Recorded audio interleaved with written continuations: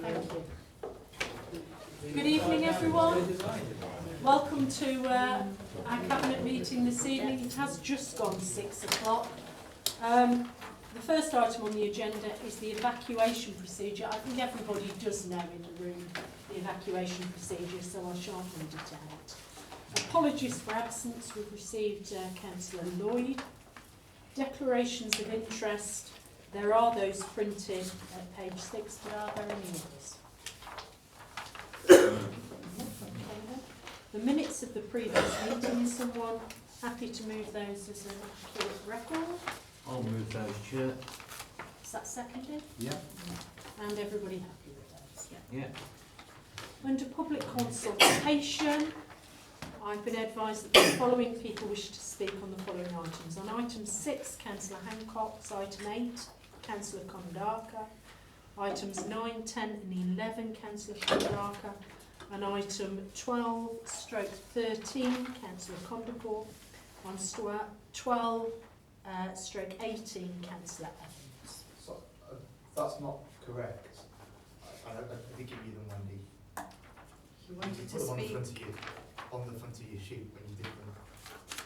Oh, sorry, yes, I've seen them. Sorry, my apologies, that's my fault. Councillor Evans has requested to speak on item 6, 9, 11, 12 and 18. 12, 18. Sorry about that. So that's items 6, 9 and 12, 18. No, 6, 9, 11, 11, 12, 18. Okay, thank you. I've got those recorded. In that case then, we're going to leave it in the order it is because we have speakers on every item. The first item then is item 6, which is the draft Bedworth Town Visioning document. I have great pleasure in presenting the draft Bedworth Town Centre Visioning document. It is proposed that we enter into an 8-week consultation exercise to seek views on the attached document at Appendix 1 and use feedback from this to refine the draft to produce an overarching strategic vision for Bedworth Town Centre. Once a final document is agreed, this will help us to make a bid to round 2 of the government's Future High Streets funds in the new year, along with any other funding opportunities that may arise in the future. The recommendations for Cabinet to consider are set out at section 2 on page 11. And our first speaker, Councillor Hancock.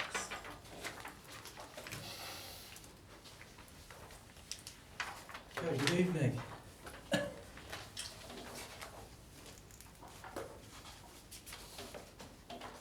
Okay, thank you, Chair. Councillor Jackson, you'll know of my constant pestering, perhaps I should call it lobbying, over the last few years about Bedworth Town Centre. Not only you, but also the leader of Warwickshire County Council. In fairness to you, you have come on a couple of tours of Bedworth Town Centre with me, and we've had a cup of coffee and sat and discussed it. But unfortunately, the leader of the County Council has always declined my offers to visit with me. And Chair, Bedworth residents were rightly riled, I suppose, at the announcement of lots of monies for Nuneaton. They saw it as Nuneaton getting something and Bedworth being left out. But however, at least there's now some hope for Bedworth Town Centre. The cynic in me does say that I've seen so many similar documents over the years in regard to various proposals, and I wondered whether or not this is over ambitious. I don't know whether or not it is, Chair, but from my way of thinking, at least it's a starting point to assure Bedworth that we will do our best for the town. And that 8-week consultation will really help if we can get, amongst people, residents associations, the users of the town centre, people that visit the town, because we do still get a lot of visitors, particularly from the north of Coventry and other places. And let's hope at the end of it, this document will go a long way to helping us to secure those bids that we've been able to get for for Nuneaton Town Centre, but we do need the support of other partners as well, and I include the County Council in that. Let's hope that we can get them on board, you know, because there's short-term needs for the town centre as long as these longer-term ones. And yes, they've patched up a few of the block pavings, replaced a few trees that have actually been broken again, which hopefully will be replaced. But let's get them on board so that we can do a really good job that will bring Bedworth Town Centre up to the modern needs. Thank you. Thank you very much. Are there any points of clarification? Thank you very much, Councillor Fox. Councillor Evans. Thank you, Chair. I must first apologise because I issued a tweet about you yesterday saying that you counselled Cabinet this evening, and it was in relation to the one that's been counselled for next month. Unfortunately, my dyslexia kicked in a bit and I got confused, so I do apologise. I broadly support the proposals within the visioning document from IDP Associates, and I think it's something that we should have done a long time ago. There's a number of key points within the document that I quite like. First of all, the creation of a green corridor between what is Costa Coffee and the entrance to the Miners' Welfare Park. Two, creating a focal point to create a new centre to the town centre. I think at the moment a lot of people sort of question where is the sort of the central part of Bedworth Town Centre at the moment. Number three, reviewing the existing location of the market, which in my opinion is clearly in the wrong place at the moment. And number four, it's opening up the frontage of the Bedworth Arms houses. I completely support the idea of having a public consultation on this document. This project, although it's obviously in its very, very early stages, is going to be done for the people of Bedworth, and it's only right that they have a say on the proposals. I would, however, ask that the consultation itself be extended to 10 weeks as opposed to the 8 weeks, as it does go over the Christmas season, and of course there's the general election, so people may have other things on their minds. I'd also ask the Cabinet to consider adding an additional recommendation to the report that in addition to the public consultation, the town centres and economic development team hold a public meeting for residents of Bedworth, perhaps one evening at the Bedworth Civic Hall, giving members of the public a full briefing going through the proposals so that they are fully informed before they go on to the consultation if they wish to submit evidence. I'd also like to know whether the council is still on track to achieve its ambition of submitting an application to MHCLG for the second round of the Future High Streets Fund. And finally, with regards to the county council, I believe they must be on board with this because I believe that this visioning document has been done in conjunction with the county council as well as this council. So that's all I want to say. Thank you. Thank you. Are there any points of clarification? Can I ask you on Councillor Evans, please? I haven't seen anything that you've put on Twitter, I believe you said, but you would agree with me that there has been no cancellation of a Cabinet meeting. There has been deferral due to the requirements of PERDO. Would you agree with me in that statement, Councillor Evans? Yes, you've deferred it. Okay. Thank you very much. But you cancelled the one. Yeah. Thank you very much for your comment. Any member? Chair, I'm just really pleased that we have something that is actually going to go out to the Bedworth residents for them to look at, to consider and engage with us on this vision for Bedworth Town Centre. I think it's a plus. I think they need to be engaged with. I always believe in engagement, and I think the 8 weeks is a good consultation period. I look forward to actually hearing what they've got to say, because we do need to bring them on board. Brent, did you want to? Yes, Chair, thank you. Just picking up on Councillor Evans' question as to whether we're on track for round 2 of the Future High Streets Fund. The answer to that could be seen as yes.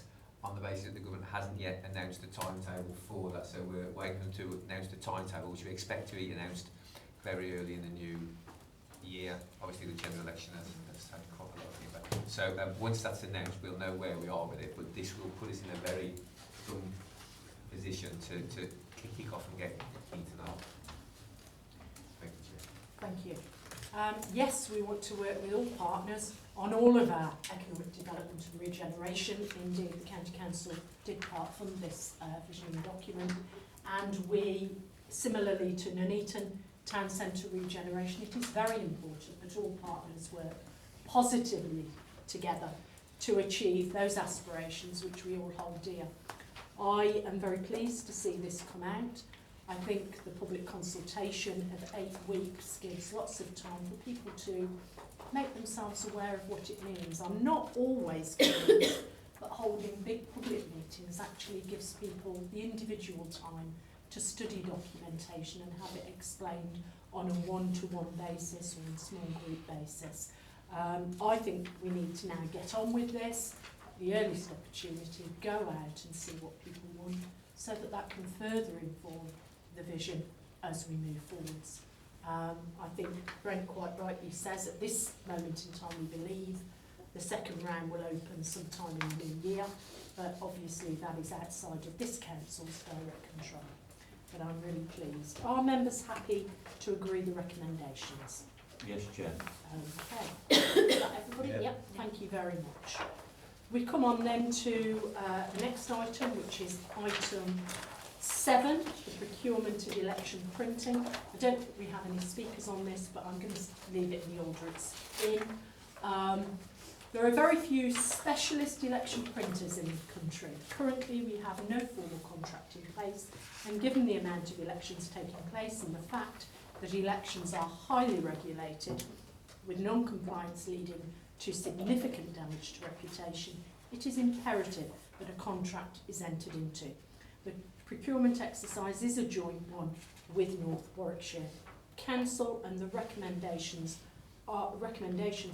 is as printed on page 48. I'd therefore like to move that we agree this report. I'll second that, Chair.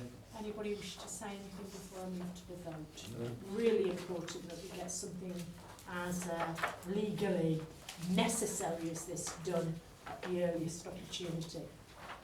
Are we all happy with the report? Yes, yep. Chair. Okay.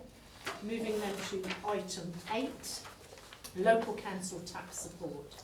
This report presents the outcome of the recent public consultation on options for local council tax support and requests that Cabinet make recommendations to Council in the scheme for 2021. The current caseload and costs for the scheme are set out at section 4 and the consultation outcomes are shown in section 5. There was a relatively small response rate, but there was broad support from those that did respond for implementing the technical changes and considering increasing the maximum level of support that this is offered. The financial implications of the different options for the scheme are set out in section 6. The recommendation on the agenda at section 2, I would like to move from the chair a slight alteration to that, and it is an alteration at 2.2 that I would like to make the recommendations, with the recommendations at 2.1, 2.3 and 2.4 remaining the same. So 2.2 will now read that it is recommended to Council that the local council tax support scheme April 2020 onward reduces the minimum contribution required from 20% to 15%. The technical changes set out in section 5.2 of the document be approved, and that the resultant costs as set out in the report will be reflected in the council tax base for 2021. And in putting that to Councillor, to Cabinet, I do think that that is a change we ought to be making. I do though have a speaker on this item, Councillor Compton. Thank you very much. That's absolutely marvellous news. I have long campaigned that the minimum payment was changed. Other councils who are actually in more fortunate positions than Nuneaton and Bedworth actually had different rates of minimum payment. Some of it 0, some 10%, some 8%. But unfortunately, Nuneaton had a very high caseload, but people actually had to pay 20%. So reducing it to 15%, although it sounds a small change of 5%, for those actual people, it's actually a quarter less council tax they have to pay. And for the very few people it affects, these are people who are on very, very low incomes, very, very only just managing or not managing. So it's absolutely marvellous news. And as it says in 6.4, it will cost us £29,000 to effectively give those people £250,000 in benefit. That is because most of this surplus is actually comes out of the council tax pot. So it's the county council and the police precepts that actually foot the largest part of this support. And bizarrely, because Stratford and places had more generous schemes, people in Nuneaton and Bedworth are effectively helping out the poor in Stratford better than they were helping out the poor in Nuneaton and Bedworth. So this is a marvellous change, and it will put and keep more money in the borough. It's targeted at those with the most difficulty in paying. So if you could pay 70% of your council tax, it won't affect you. But if it's marvellous news. I've been campaigning for this every year. I've been coming to Cabinet saying, can't we look at this? And it's just wonderful. We've finally actually done the numbers and worked out we can do it. Thank you. Thank you. Thank you very much. Are there any points of clarification from Councillor Condicle? Thank you. Any member? Well, I've got to agree with Councillor Condicle. It's marvellous. And believe it or not, it is something we always consider when this comes round. And I am just pleased that we have been able to introduce a reduction in the minimum that people will have to pay for their council taxes. Austerity is not over. People are struggling out there, and we've been able to help them. So I'm really pleased. Any further comment? And then I'm going to move to that slightly amended recommendation, which does, as I read out earlier, that we move to people paying 15% as opposed to 20% in essence. Is everyone happy with that? Yes, Chair. Yeah. Okay, thank you very much. We're then on to item 9, the draft general fund, and HRA budget. I shouldn't miss out the HRA budget, Councillor Watkins. This report presents Cabinet with the draft budget position for 2021 for the general fund and an update on the housing revenue account budget process. Section 3 of the report sets out the key elements of the spending round announced on the 5th of September 2019 and the technical consultation that followed. The main assumptions that have been made in the draft budget position so far are set out at section 3.5, and the spent pressures and savings that have already been included are shown in appendixes A and B. Key spend pressures include a continuation of the increase in demand for temporary accommodation and also a drop in recycling income. In terms of savings, additional income from green waste planning and NABSEL, Nuneaton and Bedworth Community Enterprises Limited, is anticipated for 2021. The table at 3.18 summarises the draft budget position at this point and shows a shortfall of £74,000 based on the assumptions made to date, and also assuming a 2% increase in council tax. Section 3.19 outlines some further saving options for 2021, which, if approved, would mean that the budget for 2021 is broadly balanced. We are, though, still at a fairly early stage in the process, and many factors are subject to change. The general election will also delay the announcement of the local government finance statement, which brings some degree of uncertainty. The recommendations are printed at section 2 of the report. I have two speakers on this. Councillor Conduct. Thank you very much. This is quite a mixed picture. The first thing I wanted to bring up was the £250,000 extra income you're getting from the Green Waste Service. You are charging far more for this service than it costs to provide. I understand why you charge. I understand why you need all this money, but actually I don't want people not to be able to compost or give their waste to the council to get them to compost. And now the service is bedded in, I do ask you actually have a look at reducing the charge by a small amount, or introduce things like a pay-as-you-go, so that actually people who have a small usage, a small garden, who might only want the green waste service 4 times a year, could have a pay-as-you-go sticker for a tenner or something, because it's either £40 or nothing at the moment, which for affluent people with large gardens is not a problem, but for less well-off people with very small gardens is a significant cost. So I do ask again you look at a pay-as-you-go scheme. On the general situation, I understand the problems you've got with business rate revaluation, and it really is important we get more businesses into the borough. It is an income stream we desperately need, and with Brexit and all the other things delaying investment decisions, it is quite hard to know how much business will relocate into Nuneaton from elsewhere and Bedworth. And I understand the difficulties you have, but we do need to get these things going. One thing that I have also picked up, and there's no explanation for, in Appendix A, is increased cost of recoverable legal charges. I've quite often talked about bailiffs and liability orders, and I think we do need an explanation as to why we've got £109,000 spending pressure and what that is, because it's quite a lot of money, £109,000. So if I could leave you with those items to consider, thank you very much. Thank you. Are there any points of clarification? Thank you very much, Councillor Campbell. Councillor Evans. Thank you, Chair. I won't go on this one because there's not a lot more to say. There's some proposed savings in this report that I do broadly support, but I sort of beg to ask why they weren't included in the budget last year.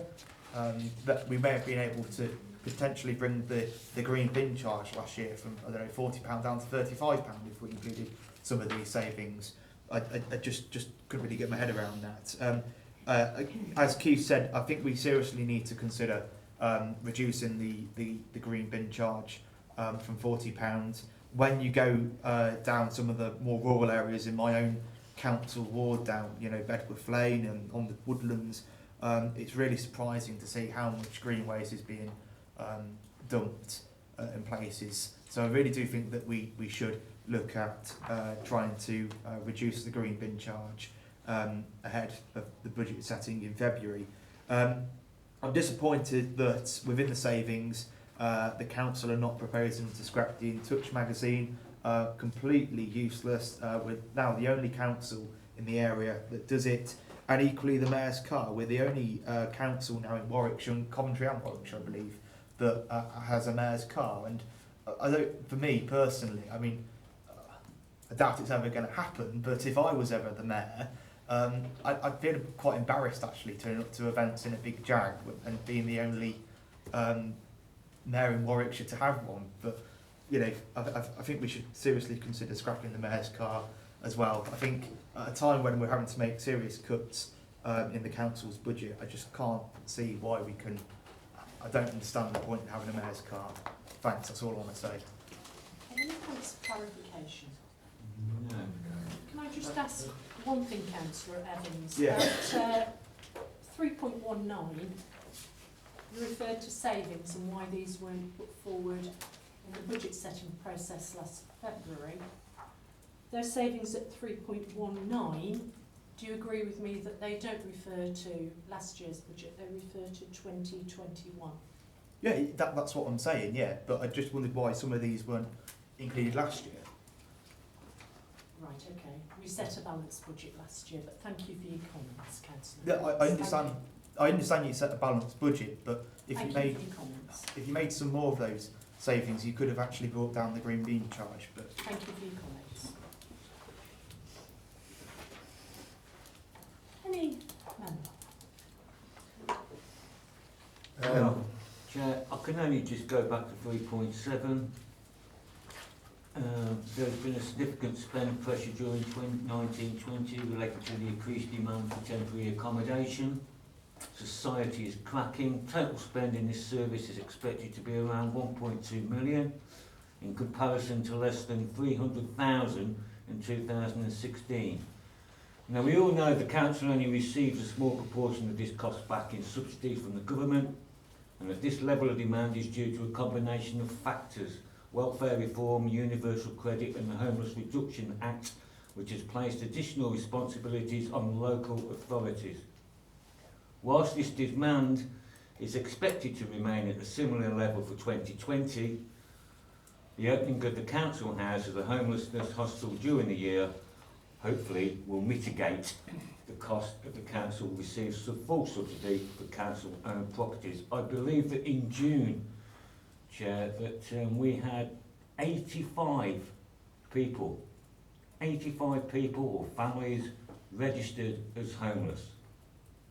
It's a disgrace, and we get very little help from this government. Next to nothing, really. That's all, Chair. Councillor Shepherd, one of the speakers mentioned composting. I wondered if you could just explain the support that this council did offer to people who wish to have compost bins. So we worked with the county in conjunction with partners and county council to do composting workshops. We offered reduced composting bins, levels of, if you attended the shops at 5. The composting bins are available in the council house and the civic hall, which is something we've never done before, and the take-up has been really good. So I think we're doing all we can in terms of composting, and we intend to do the same in the next financial year. Excellent, thank you.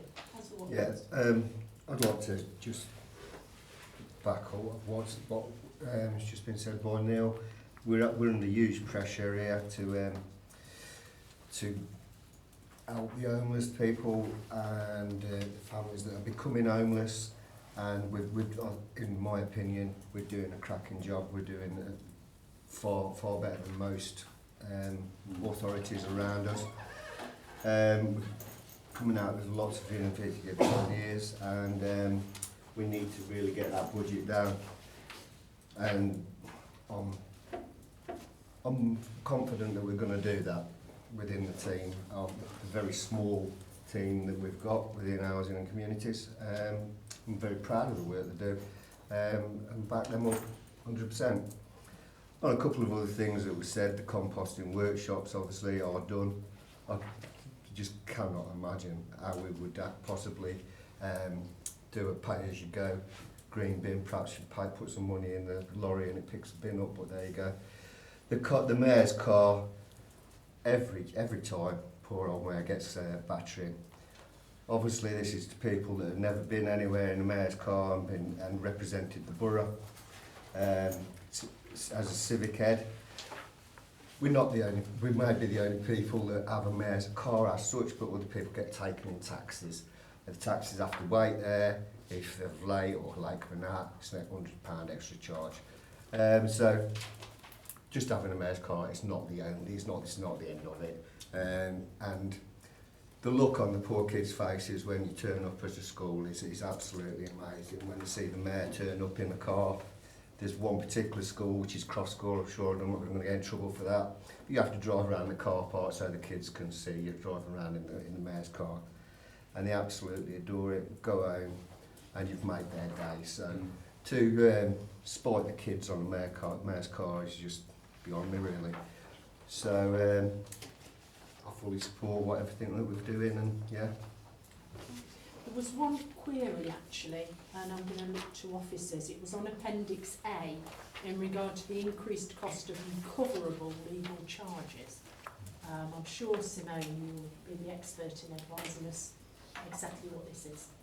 That is because we are taking less liability orders through court, so therefore charging less to customers for doing that because of our revised financial inclusion approach. So the income that we are charging customers to take to action their summonses is less, hence the cost of us doing that is higher because we're getting income to offset it. So we are offering increased support for people facing financial difficulty, which is something I'm very proud that this council is doing. It's something we should be very proactive. So far from being a negative, that's actually indicative of this council doing its utmost to support people who are struggling. Okay, I think we've had quite a chat around some of these challenges that aren't going away, unfortunately. Bearing in mind everything that's been said, are members happy to support the recommendations as printed on page 70? Yes, Section 2. Okay, thank you. Now then, moving swiftly on to item 10, which is the Treasury Management 19-2020 mid-year review. The SITFA Code of Practice on Treasury Management requires councils to provide a mid-year report to inform members of the Treasury activity and performance against approved indicators for the first half of the year. Section 4 of the report gives a brief update on the economic position and includes the latest interest rate forecast as provided by Link Asset Services, our Treasury advisors. The Treasury and Prudential indicators for the current year are shown throughout Section 6. Section 6.7 and 6.8 detail the proposed increase £212,000 to the current General Fund Capital Programme, which will require approval with the revised capital programme being shown at Appendix B.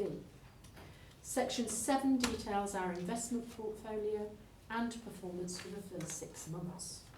Investment performance is ahead of the benchmark, and forecast investment income is predicted to be slightly more than the budget due to the Treasury team placing a number of strategic investments into deposit period up to 1 year to lock into attractive fixed rates before a predicted fall in returns.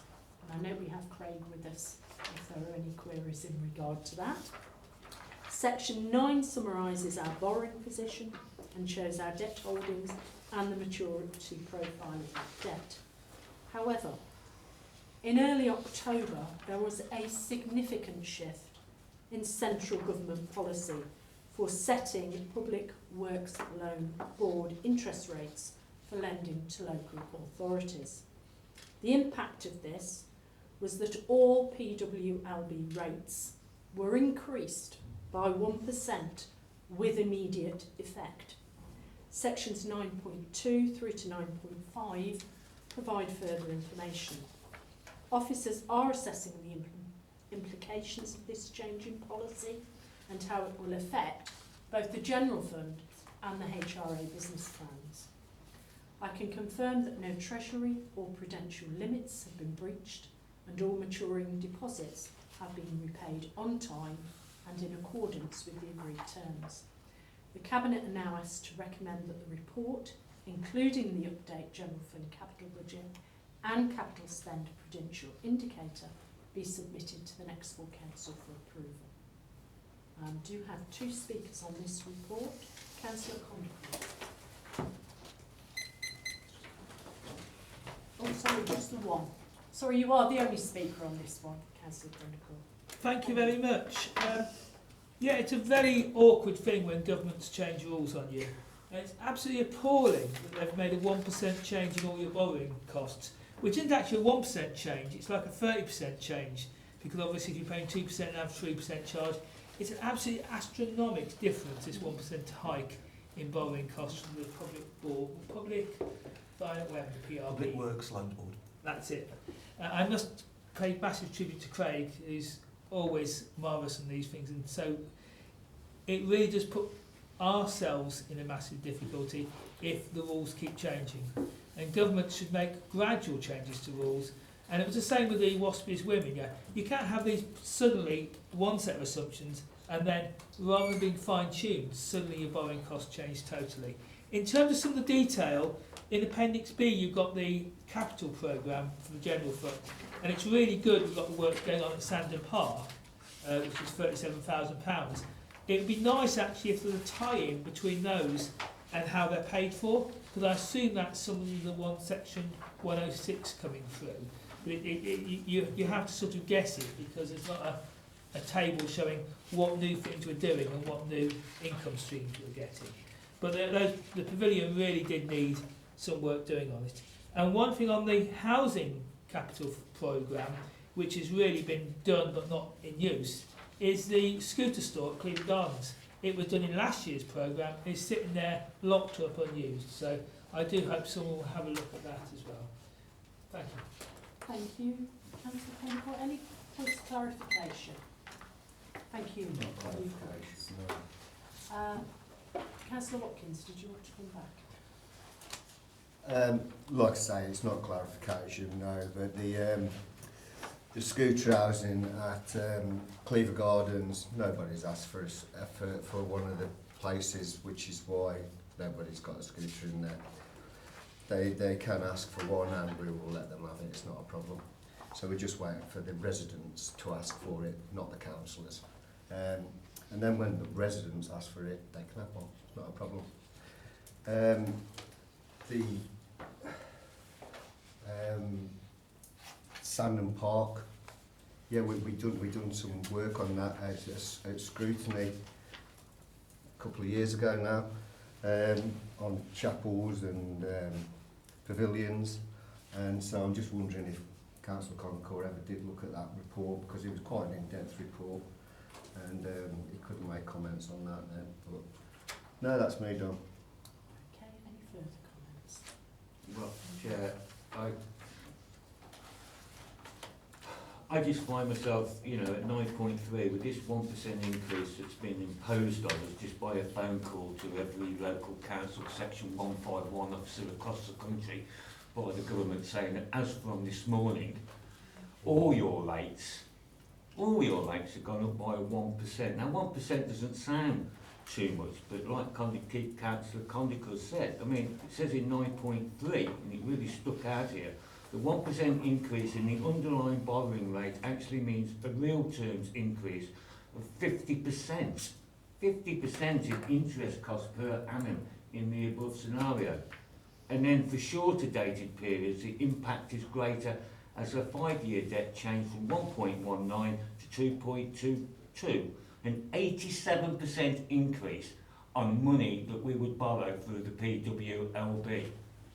And we've got now to sit down and consider how we're going to finance things like building additional homes, building additional council houses, other capital investments that we need to do. This has took our kneecaps off in some way, and we've got to start to work hard now to even just rethink what our capital programme will be for the rest of the year. We're talking about 120 odd, 130 odd £1,000 a year, additional interest. Great, thank you. I think this was quite a surprise announcement actually, and our officers are, as we speak, working through this quite draconian increase in the interest rates charged, and it will affect not just Nuneaton and Bedworth but councils up and down the country as they have to look at their capital projects moving forwards. We are where we are, and unfortunately we're not in control of the Public Works Loan Board. We are just the recipients of government decisions in that regard. The recommendations are printed at page 86, section 2. Are members happy with that? Obviously this report will then go forward to the next council meeting. Yeah. Yeah, okay, thank you very much. I think then we're on to item 11, which is the quarterly review of strategic performance. We're asked to look at this and address any issues that may be of importance. Is there anything as officers you wish to draw particular attention to? Right, okay. I'll deal with the speakers first. Simone quite rightly has pointed out we do have speakers on this. Apologies. Councillor Condon. Thank you very much, Chair. One of the things that I always am concerned about is whether this council is managing risks properly. So on page 120, we've got some comments about the risk register. And one of the things we see at scrutiny and at this cabinet meeting is we don't get shown the full risk register. We have to click on a link and it's we don't discuss what's in the risk register enough. And it's quite right that our biggest red risk is housing, because the changes to rented accommodation, the number of people presenting at the council being evicted by landlords is a massive problem. But there's a lot of other things on that risk register which we need to be properly addressing, and actually not to have the amber risks on here and not to be discussing in proper scrutiny is alarming. And I will want an explanation of why flooding and flood risks is not raising up the agenda, considering what's happening in Sheffield at the moment, or River Don and the various areas there. And climate change is presenting more and more risks to this council. I'm pleased we're going to be eventually having a motion on it, hopefully at council coming forward, climate change emergency. But climate change is knocking on to all sorts of council services. We do not know whether tomorrow, when lots of rain's forecast, whether it will sit over Nuneaton or whether it will sit over some other town. But one day, your time will come when you have a day of heavy rain and you have a massive problem. This council doesn't take flooding seriously enough. I'm very disappointed that we can't discuss with officers what's going on with flooding until the Environment Agency comes back to us, and the Environment Agency's got a lot of important work to do. So it really should be on our risk register, and we should really be worrying about it. Thank you. Thank you. Any points of clarification? Thank you very much. Councillor Evans. Yeah, so just one point I wanted to make with regards to paragraph 4 on page 111. Percentage of waste recycled and composted is 38.11% against the profile target of 35.32% for August. Great that we're exceeding that target, brilliant, but why is the target 35%? You know, surely in this day and age with, you know, climate change, as Keith Condicor's just mentioned, and people taking the environment more seriously, surely we should be looking at trying to compost as much as we can, not just 35%. There was recently a report from one of the local members of the European Parliament for the West Midlands region that showed that this council is actually the worst council, joint worst council in the West Midlands region when it comes to tackling climate change. And there's 33 councils in the West Midlands, so I think it's vital that we start trying to change that so that we do become more alert to climate change. And of course, composting is something that does help the environment. At the last internal OSP, we had a briefing from Glendale about the new contract that's come into place shortly, but we were given the opportunity to ask questions to the two managers who came to present the presentation. And I asked Glendale if they would consider installing some communal compost bins for residents in the borough. They really liked the idea, and I've since found out that Glendale are indeed wanting to give the council some communal composting bins. I think it's a really good idea. We need to put these on council land, parks, behind housing complexes, etc. However, I'm told, because of council procedures, and I'm sure Director Richardson will correct me if I'm wrong, but we can't just get officers to do it. Apparently the Cabinet needs to have a report first to approve officers to allow them to talk with Glendale about it.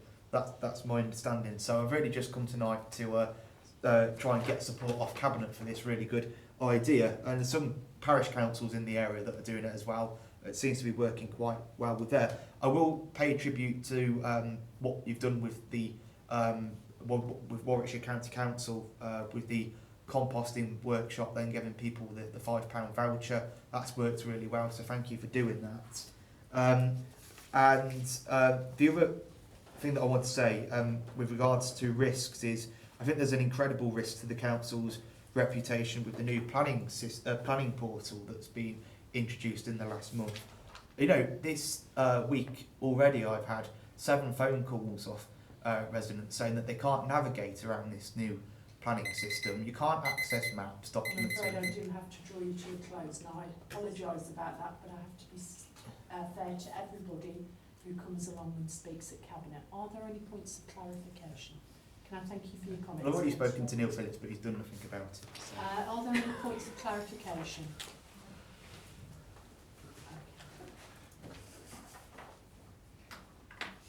I just want to say that anyone who requests a meeting, any councillor who requests a meeting, officers are more than happy to meet with councillors at the appropriate point in time. There's no point, it seems to me, in duplicating efforts or meeting at inappropriate times. So I'm not quite sure the point that Councillor Condical was making, but officers will meet at the appropriate times with any elected members. Any other comments from members? Obviously, all the Cabinet as well is always welcome to receive any email queries from elected members as well. Are we happy to note this report?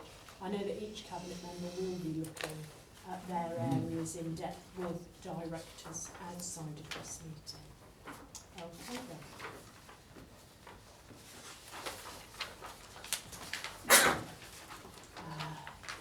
We then come on to item 12, and we have 3 different sections of this. The first one relates to monitoring of grounds maintenance contract 12th of September. The panel, this is the internal scrutiny panel, recommended that Glendale grounds maintenance be requested to arrange a demonstration of its grounds maintenance microsite at the earliest opportunities for all members of the council. This was a recommendation made obviously back in September. I believe a date has already been convened to do exactly this on the 27th of November. But I do have a speaker on this, Councillor Condaka. Thank you very much. I believe the new contract started on the 1st of November, and it is really important we have a step change in the quality of what Glendale do for us. Quite often what Glendale do for us is of low quality considered by the residents, because we've asked for low quality. You pay for what you get what you pay for. But there's also the issue of how well or not well the jobs are done and whether it's the right job. We had a case at Cleaver Gardens where some ivy was removed and a total hatchet job has been done and all the roots are still there. Councillor Condical, can I just refer you to what we're doing under section 12.13 is considering the panel recommendations. This is the internal overview and scrutiny committee, and it is the second paragraph under that. The panel recommended that Glendale grounds maintenance be requested to arrange a demonstration of its new microsite. So can I ask you to stick to that? I was just making an example of an exact case where it would be really useful to already be using the microsite, so we would be aware that that job was happening and we could actually see whether it was complete or not, because in visiting the site it looked like it had been half done, and obviously if we've gone onto microsite, the whole point of the microsite is, rather than raise a formal complaint, there's a site that says what's done and what's supposed to be done, we can then see visibility. So this should have been done before the new contract came in. Hopefully it will help in future to get better performance and better interface between councillors and the public. It is really important, and yet we haven't had this training yet, and we haven't yet got the advantages of the digital working of Glendale. Thank you. Can you put some clarification? As I say, there is already an arranged training session, I believe, for elected members, the 27th of November at 6 p.m. in the council chamber, in case anyone is unsure. So Cabinet is more than happy, I would have thought, to agree the recommendation, because that's already been agreed. So we all agree with that. Yeah. The second one, 12.15, the panel recommended that the report submitted to Cabinet with the final proposals, together with any comments made by Cabinet, be brought back to the panel at its meeting on the 14th of November. There is a meeting on the 14th of November, and I'm sure our comments can be fed back. We do have no speakers on this one, actually, but that, as I understand it, has already been agreed then and is occurring. Okay.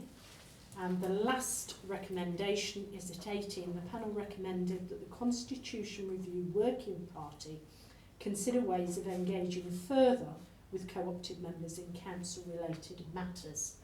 And I do have one speaker on this, Councillor Edmonds. Thank you. We had this scrutiny suggestion form at the last internal OSP, and I did ask that this be referred to Cabinet. Clearly, from the suggestion form, Mrs Ross does indicate that the council doesn't really communicate very well with its co-opted members. Now, I think that co-opted members are a really good asset to the council. They were first introduced as part of the Local Government Act in the year 2000, I think, to sort of replace what used to be aldermen. And I think we have some great co-opted members here. We've got, you know, Lynn Price, who's the chairman of the secretary of the Bedworth and Bulkington Neighbourhood Watch. So when it comes to matters that come to the internal OSP about policing matters and community safety, obviously she can provide, she could be quite useful when scrutinising those sorts of things. But I do think that we need to engage with our co-opted members better. I just wanted to give a few examples of what we could do. We might, for example, be able to invite our co-opted members to members' briefings. So you mentioned the Glendale briefing later in the month. We might be able to, for example, invite our co-opted members to those briefings.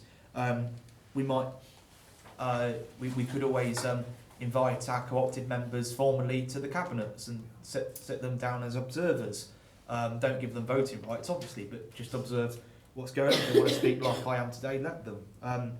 Perhaps there could be quarterly forums between the leader of the council and the co-opted members. They're just ideas, but I do think, clearly speaking to Mrs Ross, that we do need to engage better with co-opted members on this council.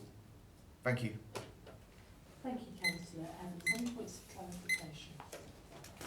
I've got one, Councillor Evans. It relates to you asking that we formally invite co-opted members to come along to cabinet meetings. Yeah. Well, actually, on today's agenda, item 5, you would agree to me that any member of the public can come along and make contributions to cabinet, and indeed other committees of the council. You would agree that that is already the case? Members of the public are not formally invited to cabinet. When I was a member of the public before I was a councillor, I came to speak on borough plan related things. I had to look online on the council's website or on the notice board outside to see the dates of cabinet meetings. Whereas now I get an email from Wendy to tell me when cabinet is. So I think that co-opted members should be formally invited to cabinet meetings through a letter. That's your proposal, okay, but the recommendation is printed here on the agenda today from the scrutiny panel.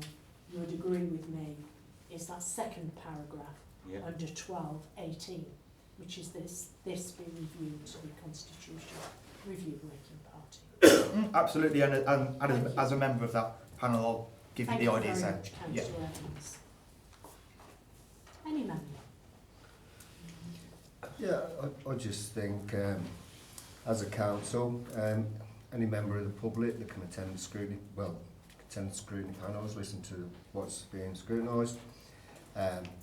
Mrs Ross is already on a scrutiny panel. I don't know which one, but she's on a scrutiny panel. They can attend any full council, talk to any ward members they want, come to any cabinet meeting, go to any community forum, and put in anything they've got of concern to them to customer services. So I would say we offer a wide variety of ways to get in touch with a councillor, and so I think we're quite good at communicating, not only with co-opted members but the wider public. So I think we do quite a lot, to be honest with you.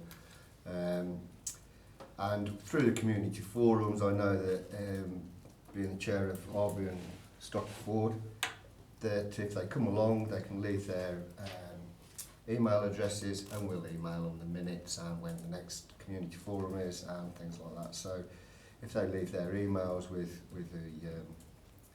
the community forums, they can we get in touch with them that way. So I think we're very well communicated with members of the public, but there'll always be something that we miss, obviously. I think actually this council was amongst one of the first that encourage public speaking, and I think I remember us actually coming up with a scheme of doing so for planning committee, I think, which was one that members of the public in particularly like to attend. And I do draw attention to the fact that all of our committee meetings, cabinet meetings, council meetings are on our website. They're also on the notice boards outside of both the town hall and Bedworth area office. But that said, I think we are doing a relatively good job. We can always try to improve in everything we do. And so I'd like to suggest that Cabinet do agree to the panel recommendation that the Constitution Review Working Party consider ways of engaging further with co-opted members in council-related matters, to agree that specific recommendation. Is Cabinet happy with that? Yes, I am happy with that. Thank you. Right. Thank you. There are no any other items that I've been told about. Can I thank everybody for attending this evening and look forward to seeing you at the next Cabinet meeting.